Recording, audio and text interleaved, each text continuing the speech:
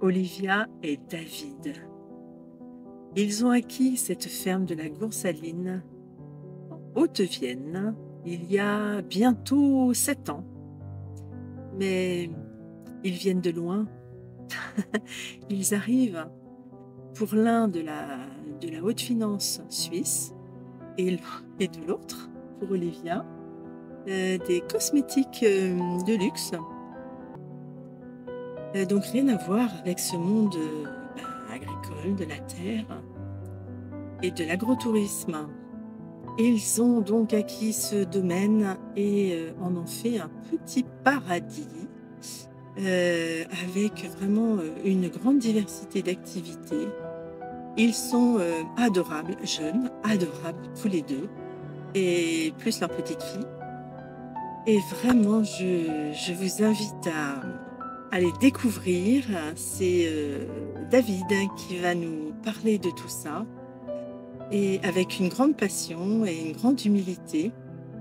Et vraiment, j'ai eu grand bonheur à passer quelques jours avec eux, au milieu des chèvres. Mon camion était vraiment posé en plein milieu j'ai dit chèvres, n'importe quoi, des moutons rustiques, noirs. Et voilà, c'était vraiment très sympathique. Il n'y a pas eu de très beau temps, donc j'ai pas eu beaucoup de chance. Et c'était sec, très sec. Mais vraiment, c'était... voilà, bravo à eux, et il y a de superbes perspectives leur projet à la suite de tout ça. C'est vraiment très sympa.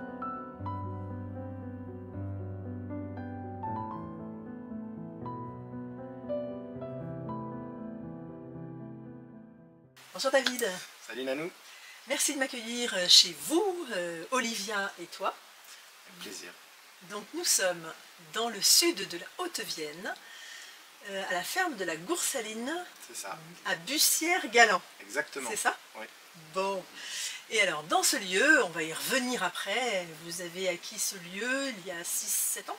Il y a 6 ans, c'était au printemps 2019 qu'on est venu s'installer là. Printemps 2019. Ouais. Moi je voudrais qu'on oublie ça pour l'instant et qu'on retourne presque une dizaine d'années avant. Ah. Vous avez aujourd'hui 39 ans. Exactement, je vais faire mes 40 ans cette année, ouais. Voilà.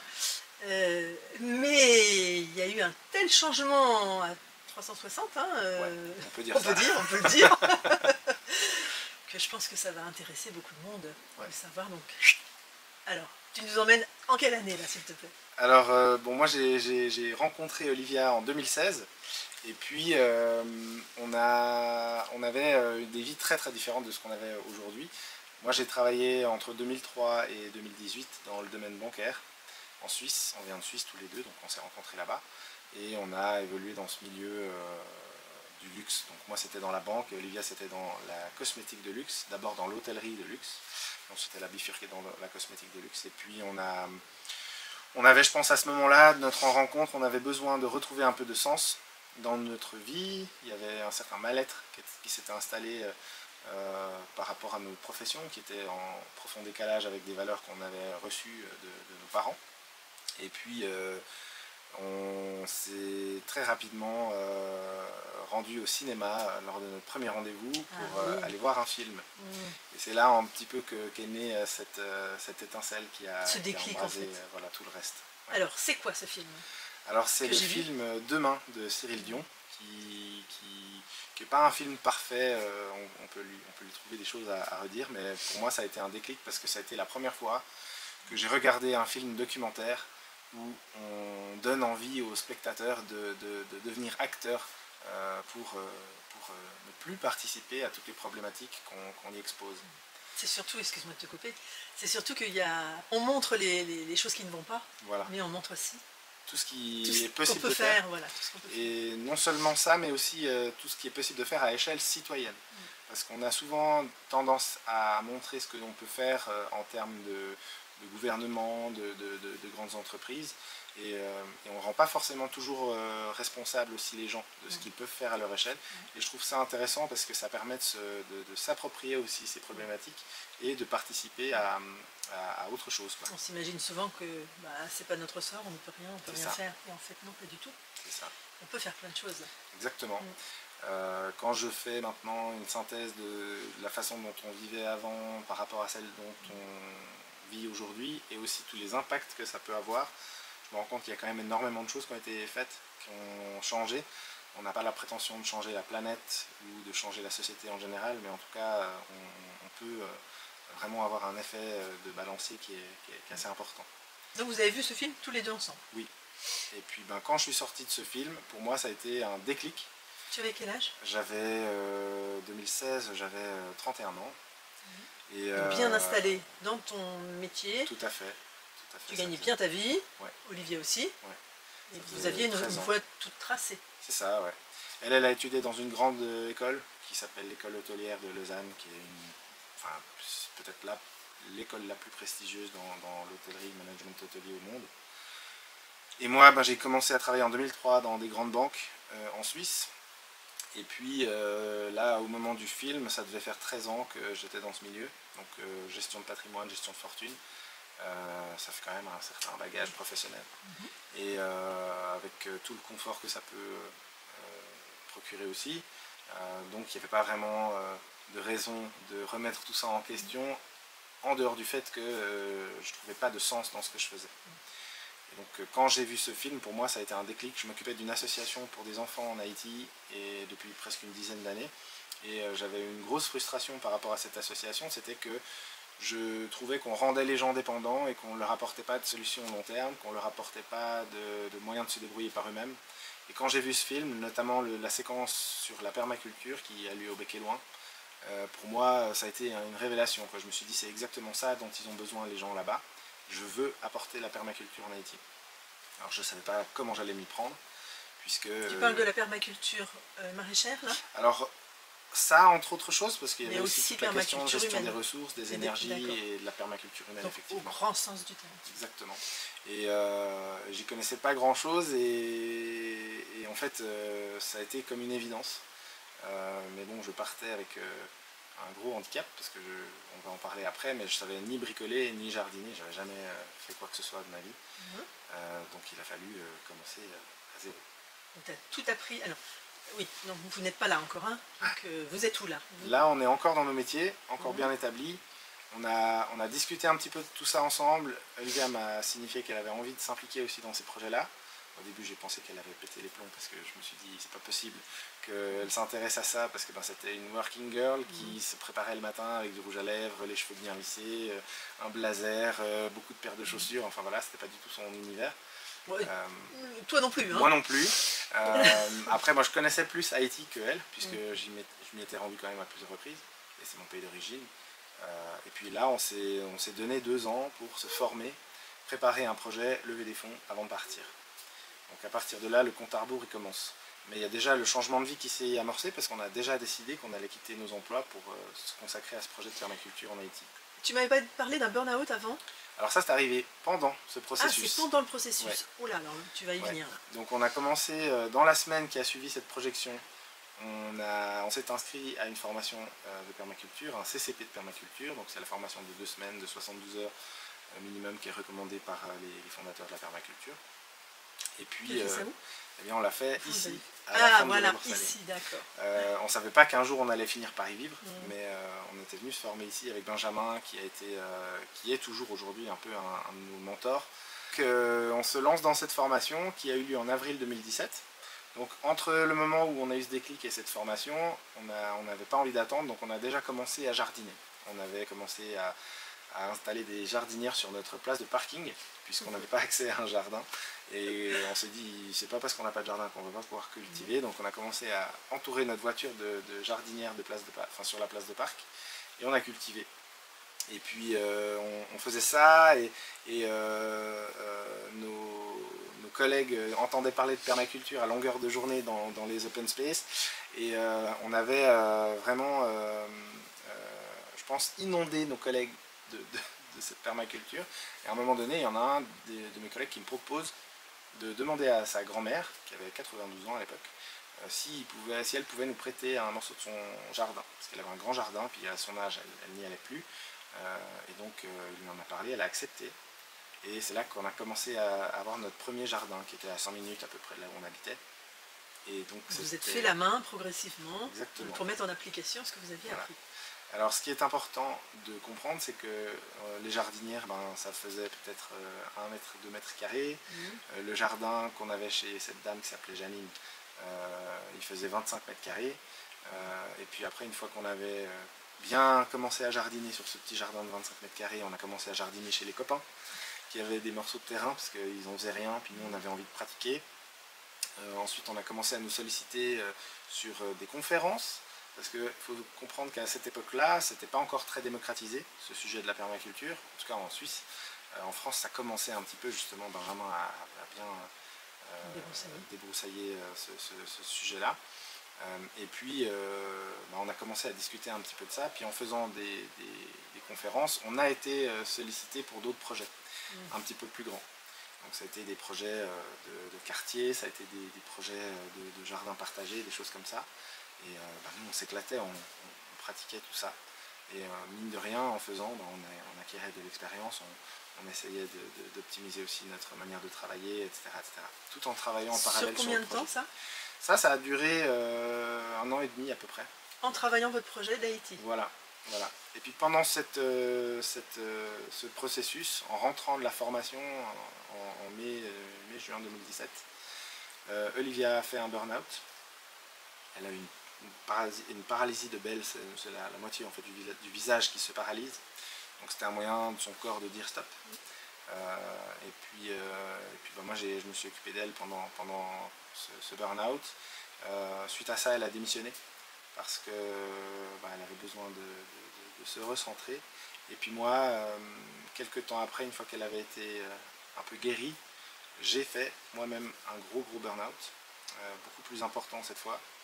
Ce qui ne m'a pas beaucoup surpris rétrospectivement, parce qu'après presque 15 ans dans un domaine où je ne m'y retrouvais pas, avec beaucoup de pression aussi. On accumule un certain nombre de tensions, et puis le corps, j'ai l'impression que le corps, en fait, quand il a vu qu'on avait une autre perspective, quelque chose d'autre qui nous nourrissait, il s'est autorisé à lâcher, quoi.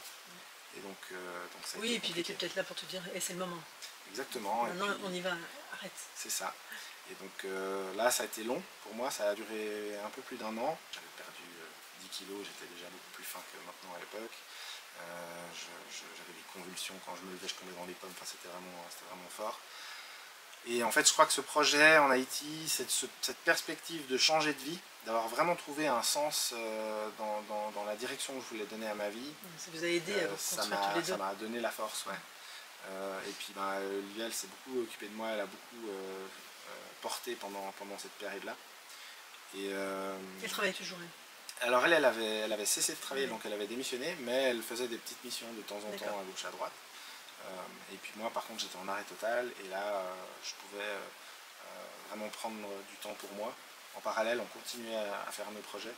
Donc on a fait ça, et en 2018 c'était l'année du grand changement, puisque cette année-là on s'est marié avec Olivia en juillet, et en octobre on est parti en Haïti pour ce projet-là. D'accord. Donc, vous avez tout vendu? On a remis notre appartement parce qu'on était en location, on a vendu notre voiture, nos meubles, on en a vendu une partie, le reste on l'a stocké dans le garage de nos parents. Donc là c'était déjà ce qu'on pourrait appeler couillu, quoi. Voilà, Tout quitté. Voilà. Et donc on est parti dans un pays où à cette époque-là, politiquement, socialement, c'était extrêmement tendu et dangereux. Les premiers jours on est arrivé, il y avait des émeutes et il a fallu qu'on reste à l'intérieur pendant un certain nombre de jours, parce que c'était trop dangereux de sortir dans la rue. Et puis même moi qui suis métisse, quand je me promène dans la rue là-bas, on voit assez vite que je ne suis pas du coin, donc il faut faire un petit peu attention. Et après on a commencé à développer ce projet sur place, et puis au bout de 4 mois et demi, on a commencé à recevoir des menaces. Et donc là c'était très compliqué d'assurer la sécurité d'Olivia. Donc vous êtes rentré? On est rentré, ouais, il a fallu rentrer. Je ne peux pas rentrer dans les détails parce que ça va être très long, mais on a dû prendre la décision de rentrer. Il a fallu prendre un peu du temps pour nous, pour faire un peu le deuil de ce projet.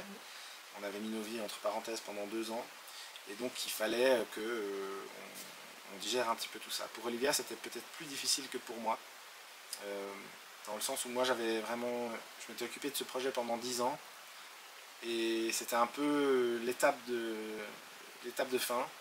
Et puis ben, ça s'est terminé d'une certaine manière. En l'occurrence, c'est des gens qui étaient censés être des personnes de contact sur place qui nous ont menacés. Et puis pour moi, je me suis toujours dit que ben, quelque part, ils ont fait un choix de ne pas se laisser aider jusqu'au bout. Et qu'à partir de là, la décision d'arrêter le projet, ça ne m'appartenait plus vraiment. Donc pour moi, c'était plus facile, je pense, de passer au-delà de ce deuil. Pour Olivia, ça a été toujours difficile. Ça l'est encore un peu aujourd'hui. Mais voilà, et là on était accueillis chez des gens, c'était complètement dingue, qui avaient une vieille ferme où ils avaient vécu en communauté pendant une vingtaine d'années. C'était où? En Suisse, au pied dans les hauteurs de la Riviera, pour ceux qui connaissent, au-dessus de Vevey, dans les hauteurs de Vevey. Et puis là on avait été accueillis dans un appartement qui était vide pendant plusieurs mois pour nous laisser un peu décompresser.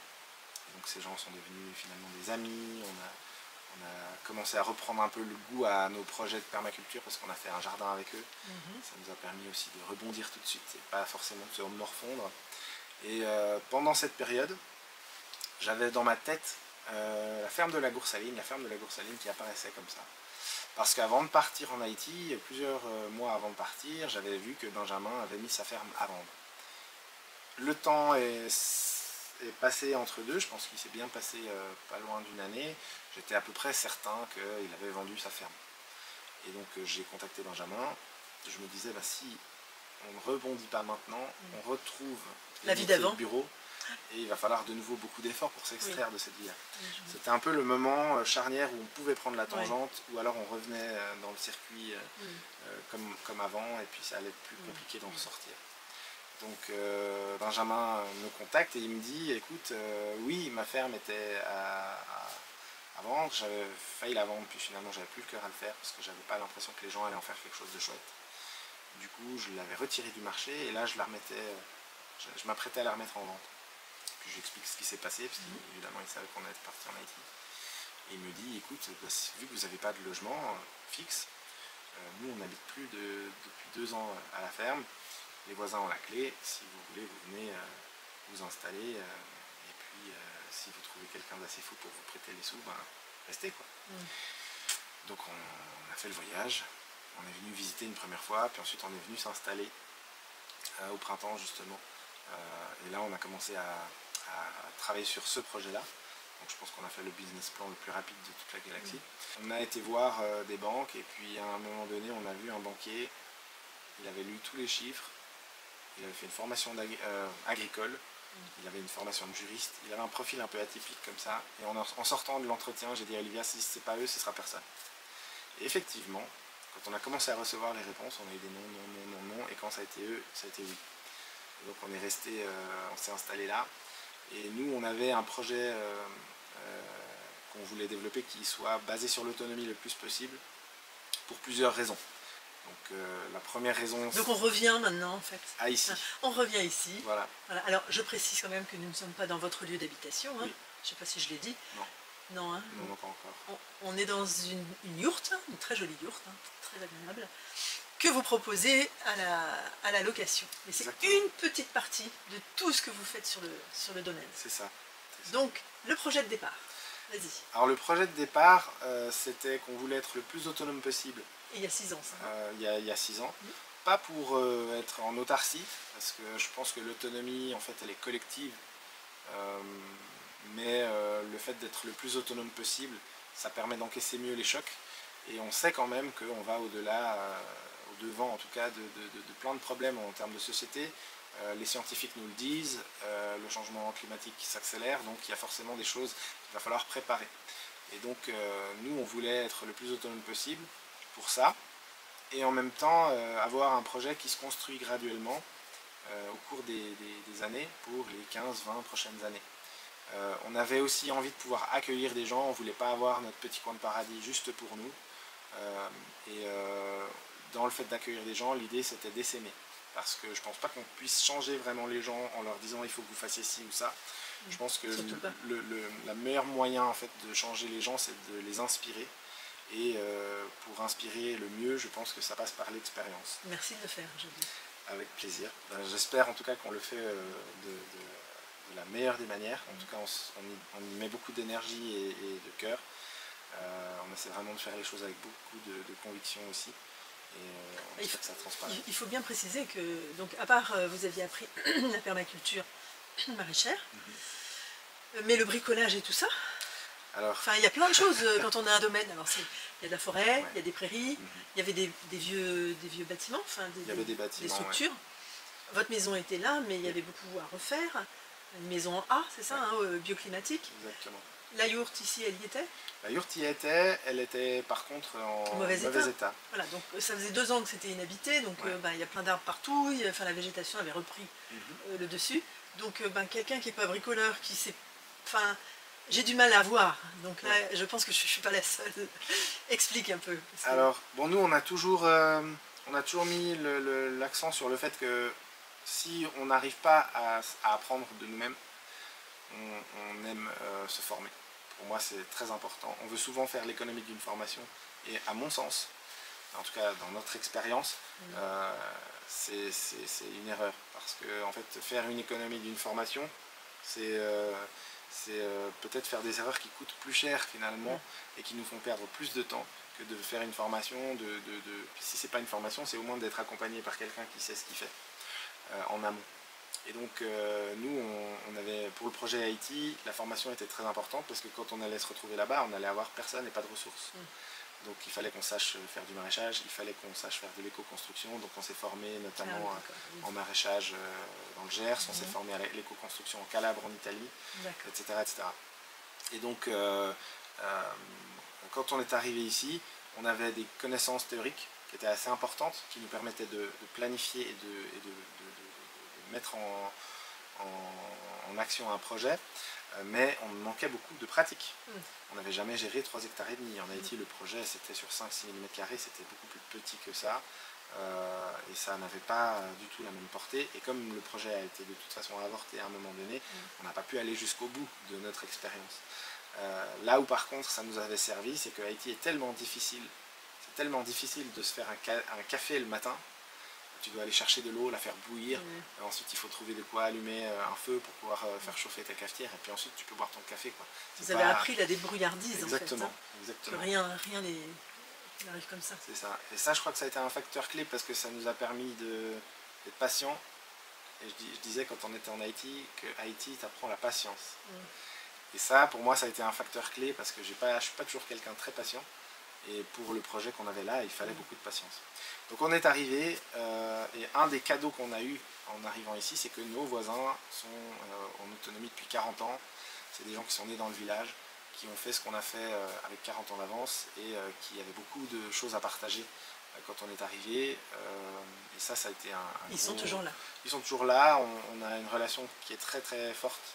On les aime énormément et on s'entraide aussi beaucoup. Et puis ça a été un gros tremplin parce que quand je suis arrivé ici, comme tu le disais, la végétation était très dense, il y avait beaucoup de ronces, beaucoup de genêts, il y avait des cervidés un peu partout.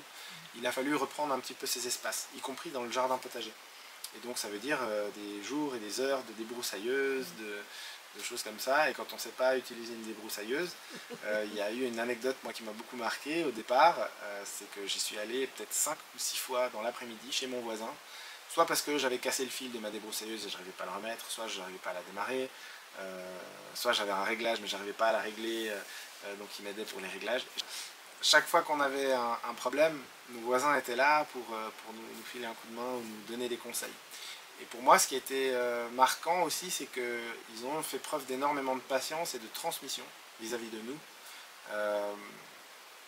Et ça a été un vrai cadeau parce que ça nous a permis d'y aller vraiment progressivement, de prendre confiance.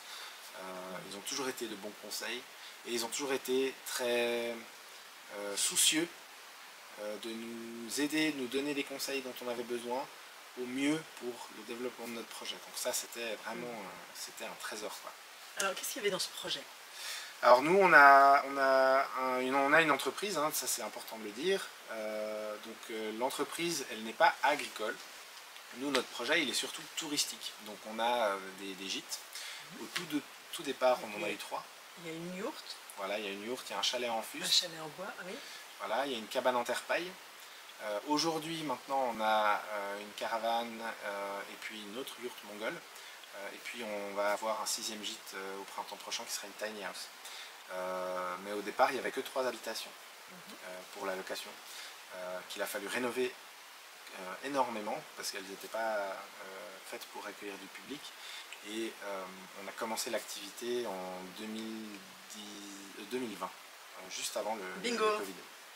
Donc 3 semaines avant le premier confinement, on a ouvert nos premiers gîtes. Donc après, c'était une autre difficulté parce qu'il a fallu naviguer avec ces confinements, il y en avait plusieurs. On n'avait évidemment pas d'aide. Rétrospectivement, je suis plutôt content en fait. Vous avez réussi quand même à traverser tout ça. Ouais. Bah, ça a été une période compliquée pour les gens. Et en fait, c'est quand ça déconfinait, on était rempli de monde parce que les gens venaient respirer. Ils avaient besoin de respirer. Et là, on a pris conscience à ce moment-là de la portée de ce projet, de ce que ça pouvait avoir comme impact sur les gens. Ça a beaucoup inspiré les gens, ça a beaucoup aidé les gens aussi à surmonter cette période. Et puis pour certaines personnes, on est devenu un espèce de refuge, quoi. Ils reviennent. Ils revenaient régulièrement. Et nous, on a vraiment eu envie de continuer à recevoir ce public-là, parce que c'est pas juste vendre une nuitée, ça donne une autre portée à son activité. Ça, oui. Vous partagez la visite, vous échangez sur votre mode de vie et sur cette transition. Donc c'est important. Il y a des gens qui sont devenus des amis, il y a des gens qui ont fini par s'installer ici suite à leur venue. Alors, on n'est peut-être pas le seul facteur. Ici, dans la région. Dans la région, oui. On n'est peut-être pas le seul facteur qui les a poussés à... Non, mais comme le film Demain, effectivement. Il y a un petit déclic qui se fait. Voilà. Et alors, il n'y a pas que ça, vous ne faites pas que de l'hôtellerie. Non, on a une grosse partie de l'activité qui est agricole, parce qu'en fait, on produit nos légumes, on produit nos fruits, on a des poules, on a des brebis, on a des cochons, on va avoir des canards, des oies, et on est en train de développer un verger en agroforesterie. Et en fait, le domaine agricole n'est pas compris dans le projet professionnel à proprement parler, c'est-à-dire que comptablement il n'existe pas, mais matériellement il existe. Oui, tu n'as pas le droit d'aller avec tes productions sur le marché, les vendre. Par contre, en interne, il y a un certain nombre de choses qu'on peut vendre sur place dans nos gîtes. Et en fait, l'objectif, c'est de créer une ferme qui soit résiliente le plus possible à l'horizon des 15 ou 20 prochaines années. Donc on est en train, par exemple, de planter des arbres comme des amandiers, des agrumes, des choses comme ça, en prévision du changement climatique. Ça ne va pas être l'essentiel de notre production. On fait un mélange un petit peu des variétés. Et puis il faut faire des tests aussi. Il faut faire des tests. On est en train de développer vraiment un gros sujet en ce moment, c'est l'eau.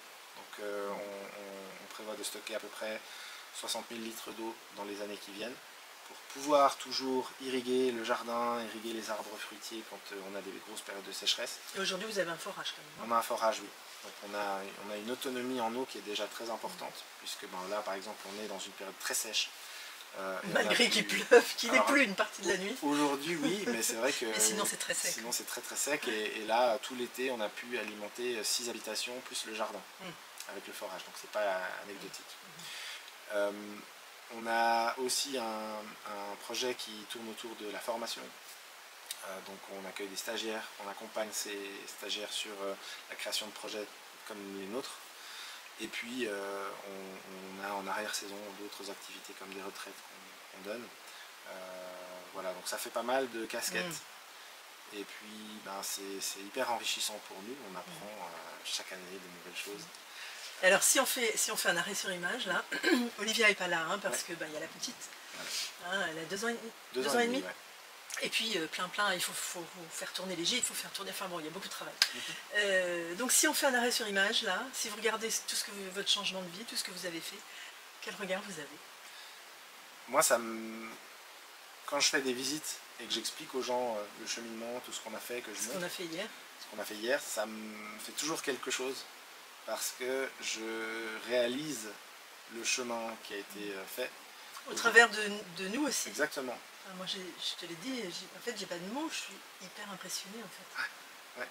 Ouais. Mais quelque part, nous aussi, parce que je pensais pas, et Olivia ne pensait pas non plus, qu'un jour on pourrait en arriver à un tel niveau d'autonomie. On est autonome en eau, on est autonome en bois de chauffage, on est autonome en légumes, les œufs, la viande, la fertilité. On est autonome en champignons, et puis on a un projet maintenant duquel on vit depuis 6 ans. Donc on est à 100% sur l'activité et on vit de ça depuis 6 ans. Donc avec la période de Covid, avec toutes les complications qu'on a connues, la guerre en Ukraine, l'inflation, etc. On est encore là et chaque année le projet se développe un petit peu plus. Et je ne pensais pas qu'un jour on pourrait aller aussi loin, quoi. On a vraiment eu en tout cas beaucoup de détermination. Et pour nous c'était un petit peu comme au poker, on a vraiment tout misé là-dessus et on a vraiment déployé toute notre énergie et notre cœur là-dedans. Et on constate maintenant que ça commence à porter ses fruits. Souvent on a un peu, ce qui nous retient, c'est la peur de perdre quelque chose. Et en fait... il faut perdre exactement. Pour pouvoir... En fait, c'est comme un verre, hein. Pour le remplir, il faut le vider. Voilà. Donc, et moi, ce qui m'a frappé hier, quand tu me racontais un peu plus en détail votre histoire, c'est qu'à partir du moment où vous avez lâché, et moi j'ai vécu la même chose, pof, bah, tout arrive. Le tapis rouge, vous rentrez, on vous propose une maison, un appartement, après on vous propose carrément ici, et tout se met en place. Ouais. Une confiance totale. J'explique souvent aux gens que si on a réussi à tenir, parce qu'il y a eu des moments difficiles, ça je vous prie de me croire, si on a réussi à tenir, c'est toujours grâce à notre foi. Parce qu'à un moment donné, on peut faire un certain nombre de choses, il y a des choses dont on n'a pas le contrôle, qui nous dépassent. Et il faut faire confiance et à chaque fois on a eu des choses qui sont arrivées qui sont absolument incroyables. Je pense que pour beaucoup de gens de l'extérieur qui nous regardent depuis un certain nombre d'années, y compris sur le territoire, dans le Périgord limousin, là il y a des gens qui se posent des questions et en fait on n'est pas arrivé avec des valises pleines d'argent comme ça peut être le cas dans l'esprit de certaines personnes. Surtout que tu étais banquier, que vous aviez quand même une... Bah, on avait un salaire qui était confortable, mais en fait on n'avait pas de réserve. Et il faut savoir que la vie en Suisse est extrêmement chère. Donc malgré le salaire confortable qu'on avait, tout passait dans les charges et puis dans les loisirs. Et puis en fait à la fin on n'avait pas grand chose de côté. Et puis on s'est endetté en arrivant ici. Et malgré ça on a quand même réussi à développer le projet jusqu'à ce niveau, quoi. Merci beaucoup à vous deux. Bah, merci à toi d'être venu nous voir et puis de nous permettre aussi de partager ça, parce que je pense que c'est important de partager ce genre de témoignage. Et vous accueillez alors on accueille toute l'année, effectivement, donc les gens, si vous avez envie de venir expérimenter un séjour ici, c'est ouvert, on vous accueille. On peut nous contacter aussi sur notre boîte mail ou via nos réseaux sociaux. Vous avez un site, vous avez un Facebook, vous avez un Instagram, moi je vais mettre tout ça en... Ouais. Donc c'est facile, c'est très facile de les contacter.